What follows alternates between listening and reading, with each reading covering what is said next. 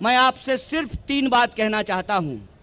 पहली बात कि इसमें कोई शक संदेह नहीं है कि इस देश को बचाने के लिए, संविधान की रक्षा करने के लिए, हमारे देश की जो लोकतांत्रिक परंपरा है उसको बचाने के लिए कांग्रेस पार्टी ने और तमाम पार्टियों ने मिलकर के इंडिया अलायंस बनाया है।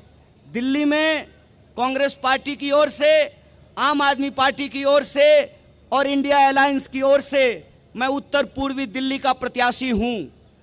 इस संबंध में मैं आप सबसे एक बात कहना चाहता हूं। देखिए, हम लोग जब अलग अलग राजनीतिक पार्टी के होते हैं तो हमारे बीच में कई बार कई चीज़ों को लेकर सहमति और असहमति होती है, लेकिन इंडिया अलायंस की एक एक पार्टी इस बात पर सहमत है कि अगर लोकतंत्र बचेगा, संविधान बचेगा, तभी चुनाव बचेगा। इसीलिए ये चुनाव हम साथ में लड़ रहे हैं इस देश में चुनाव को बचाने के लिए। ये चुनाव हम साथ में लड़ रहे हैं इस देश के संविधान की रक्षा करने के लिए। ये चुनाव हम साथ में लड़ रहे हैं इस देश में तानाशाही के खिलाफ और इस देश के लोगों के जो बुनियादी सवाल हैं। उत्तर पूर्वी दिल्ली के लोग हैं आप लोग, आप बताइए, 10 साल से माननीय सांसद हैं यहाँ पर भाजपा के। माननीय सांसद का 10 दिन का जो है चुनाव कैंपेन आप उठा करके देख लीजिए। वो मुझे गाली देते हैं, हमारी पार्टी को गाली देते हैं, हमारे अलायंस पार्टनर आम आदमी पार्टी को गाली देते हैं, उनके नेता केजरीवाल को गाली देते हैं, लेकिन 10 साल में वो कोई 10 काम बताने को तैयार नहीं है जो न उत्तर पूर्वी दिल्ली की जनता के लिए किया हो। इसीलिए आप सबसे मैं आग्रह करने के लिए आया हूं कि ये लड़ाई काम करने वाले और बदनाम करने वाले के बीच में है। हमने इस क्षेत्र में काम किया है और हम इस क्षेत्र में काम करेंगे। उन्होंने इस क्षेत्र को बदनाम किया है और इस क्षेत्र को वो बदनाम करेंगे। इसका एक उदाहरण मैं आपको देना चाहता हूं। अभी तो मैं कुछ बना भी नहीं हूं, अभी तो मुझे कांग्रेस पार्टी और इंडिया अलायंस ने सिर्फ कैंडिडेट बनाया है उत्तर पूर्वी दिल्ली का, लेकिन आप असर देखिए, आपकी मोहब्बत का, आपके आशीर्वाद का, आपके हौसले का और आपके समर्थन का कि 10 दिन के मेरे चुनावी कैंपेन का नतीजा यह है कि आदरणीय प्रधानमंत्री जी 2 बार के प्रधानमंत्री हैं, 10 साल से दिल्ली रहते हैं और यमुना पार करने में उनको 10 साल लगा है। मैं आप सबसे कहना चाहता हूं कि आप इंडिया अलायंस को सपोर्ट कीजिए। अभी तो हम प्रधानमंत्री को यमुना पार लेकर के आए हैं, पूरी की पूरी सरकार को यमुना पार लेकर के आएंगे, ये हमारा आपसे वादा है।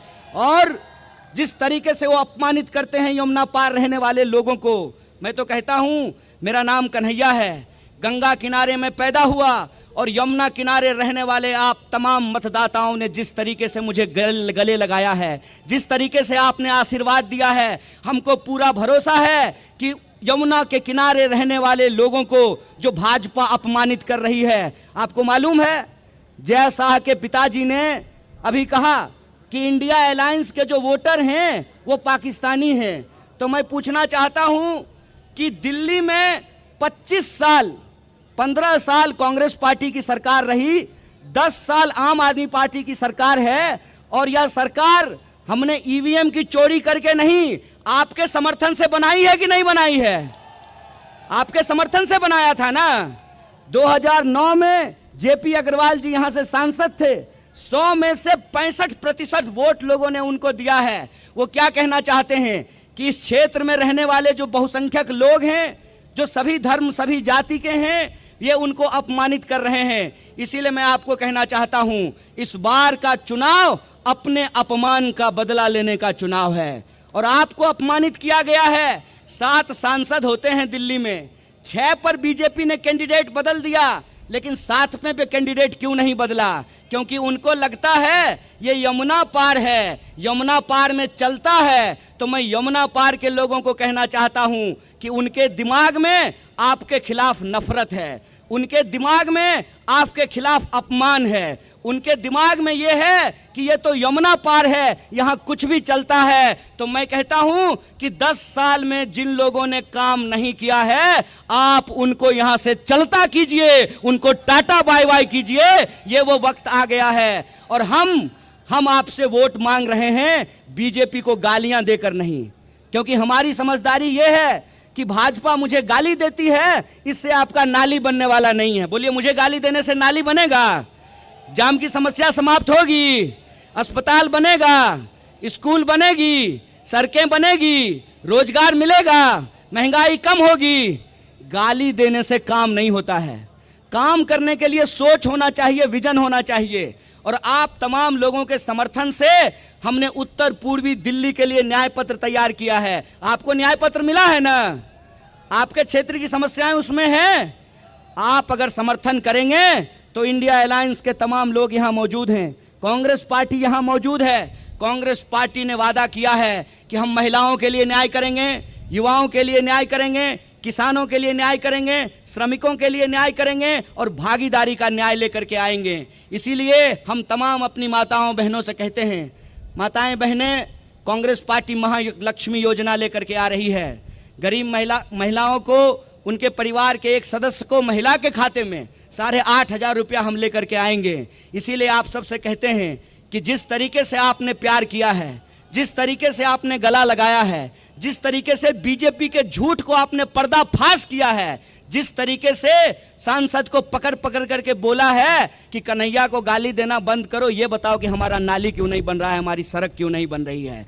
ये आपके आशीर्वाद का असर है कि अब जो है वो काम की बात करने लग रहे हैं और हाथ जोड़ करके आपसे 4 महीना मांग रहे हैं। मैं कहता हूं कि आपने 10 दिन में जो प्यार दिया है उस प्यार को बनाए रखिए। हम जानते हैं कि गर्मी बहुत है, बहुत ज्यादा गर्मी है और इस गर्मी में भी इतनी भरी तादाद में आप यहां आए हैं। आपसे मैं आग्रह करता हूं कि आने वाली 25 तारीख को एक दिन की गर्मी बर्दाश्त करनी है ताकि महंगाई हमको झेलना ना पड़े।